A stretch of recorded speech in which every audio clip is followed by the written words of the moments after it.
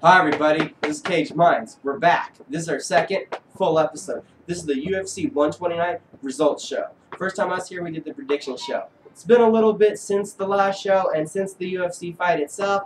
We had some unforeseen circumstances with a fire on the premises near to our studio where we filmed the show at. Now that we're back here, we're back home again. We're bringing you the next show. I'm bringing you my results. Let's go talk about UFC 129 again. As we had it, the first fight of the night we had was John McDessie versus Kyle Watson. Thought Kyle Watson would win this fight. I was not right. John McDessie kept range, was able to show that his takedown defense was way better than Watson's takedown abilities. McDessie kept the fight standing, using combinations, a side kick, and a push kick, rangefinders, keeping Watson out of the way. McDessie landed a spectacular spinning back fist that ended the night of Kyle Watson in the third round. So that was one for John McDessie. The next fight as we had it was Jason McDonald versus Ryan Jensen. Thought this fight would be long, kind of grueling, thought it'd be on the feet. I was wrong. 10, maybe 15 seconds into the fight, Jason McDonald puts Ryan Jensen on the ground. Feeling so comfortable while he had him on the ground, Jason McDonald went over Jensen's back, put himself into the guard, threw his legs up, attaining a triangle, having Jensen stuck in a really precarious position with his right arm trapped across him. Perfect position to actually enable the triangle. Jensen did his best trying to slam out of the move, but in slamming out of it, actually locked the hold in tighter, and it sunk in. It's a wrap-up. He tapped before he went to sleep. Jason McDonald back on the winning streak, looking good in the UFC.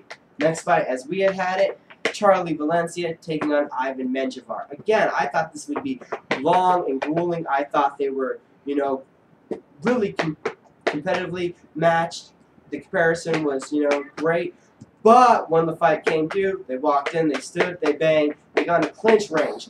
Ivan Menjivar was able to cock back, land a ferocious elbow right on the nose of Valencia, knocking him out, putting him to the ground, standing over top with ground and pound, the ref stopping the fight. I'm 0 for 3 at this point if you're asking about my predictions. As we move on now, the next fight as I had it, Claude Patrick versus Daniel Ninja Roberts. I had predicted a split decision victory for Claude Patrick. I still got him in the victory. He took a unanimous decision. I gave Daniel Roberts a lot of credit for his specialist abilities on the ground. Claude Patrick controlled and dominated, whether it was from finding the range, using combinations, even using his jab, to getting into the clinch, pushing against the cage, taking Daniel Roberts down, and even effectively using some ground and pound. Claude Patrick can totally, completely control this fight and was my first winner as far as how I had the fights listed. Moving on now to the next fight, Pablo the Scarecrow Garza versus Yves Jabouin. This fight was highly competitive. This fight was good. Garza, as I did not predict, he didn't really find the range well. I thought with his reach, he had a 6 to 9 inch reach advantage over Jabouin. I thought we'd keep him on the outside and use it more. He's a tall, skinny fighter. Jabouin seemed to be hurting Garza with good combinations, even ferocious leg kicks seemed to be a real problem for Garza, his base. But once they got into the clinch, Garza, with his Muay Thai, was able to land some devastating knees, eventually pulled Jabouin's head down to the point where he jumped up, locked in a triangle, pulled him down, got a spectacular submission.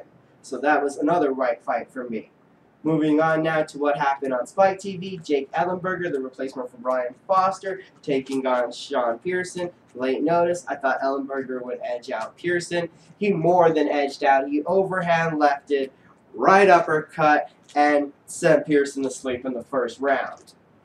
Moving on to the next fight that we had, it was Rory McDonald and Nate Diaz. I thought the veteran of the Ultimate Fighter, Nate Diaz, the scrap pack in the house, there, I thought it would be a great moment for him. I thought he would become more ferocious. Rory McDonald proved to be even more veteran, more composed, a better striker, had some dominant slams, made a highlight reel of slams for his career highlight reel just in this one fight, dominated and controlled Nate Diaz, easily earning unanimous decision victory, doing so well in this fight, knocking Nate Diaz all the way back down to the lightweight division. Moving on now to the pay-per-view. We have Mark Bocek and Ben Smooth Henderson. As I said it would happen, Ben Henderson took a unanimous decision, controlling the fight on the feet, on the ground. Bocek never even really threatening with the submission. It was obvious that Henderson had his number, had the tactical advantage, had the skill set advantage, showed a thunderous roar as he kicked in the door of the UFC, and he is here now in the lightweight division against Smooth Henderson. As we go to the next fight, Vladimir Matyushenko versus Jason Brills. Again, two guys cut out of the same mold, two wrestlers, but Matyushenko had a little bit better boxing, I thought, coming into this fight. I still thought Brills would pull it out in a split decision.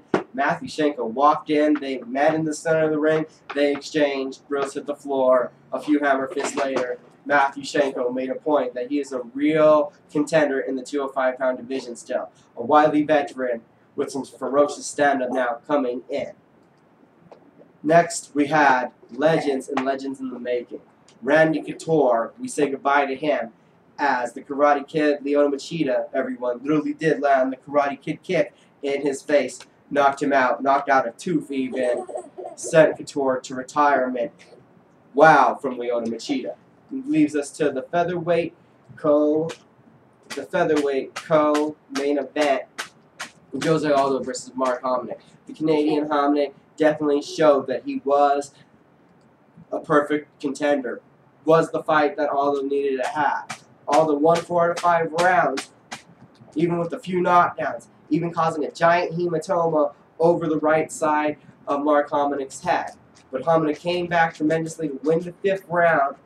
Aldo, who came in more muscular, more physically imposing looking, probably wasn't the best thing for him. His stamina did not seem to be up to par. He did dominate, he did control, he did grow his legend, he did win the bout. But Hominick, no slouch, it was nothing but a success for him as he gained many new fans. Next, we go to the main event, where we had George Rush St. Pierre and Jake Shields. Well, like we told you, George Rush St. Pierre dominated a 5-round decision. 2 judges had him losing 2 of the rounds on the scorecards, but he imposed his will. He never was in any real trouble. GSP extending his hold over the welterweight division of all of MMA. Where does his next test come from? Well, those were the results. Now, there'll leave you some things to think about as we walk away from UFC 129. Coming up, we got UFC 130, 131, The Ultimate Fighter 13 season finale. We also got 132, 133. What's happening with the titles? Well, we're about to find out who gets the next shot at Cain Velasquez. Is it Shane Carwin or is it Junior Dos Santos? Diverticulitis taking out Brock Lesnar. Get well soon. In the 205-pound division, John Jones, he's out for a minute. We're waiting to see. Is it Rashad Evans?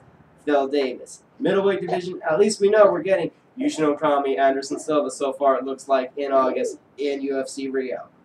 As for the lightweight division, coming up, we're supposed to have UFC 130, Edgar versus Maynard to find out who the champ is there. That is off now. UFC 130 is Rampage versus Hamill, so the lightweight division is still in ponder.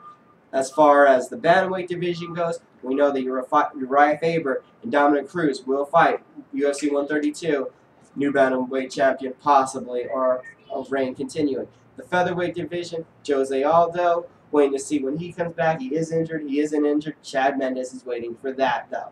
So this is Cage Minds. I'll be back with my UFC 130 predictions as soon as I can get them up. Bye.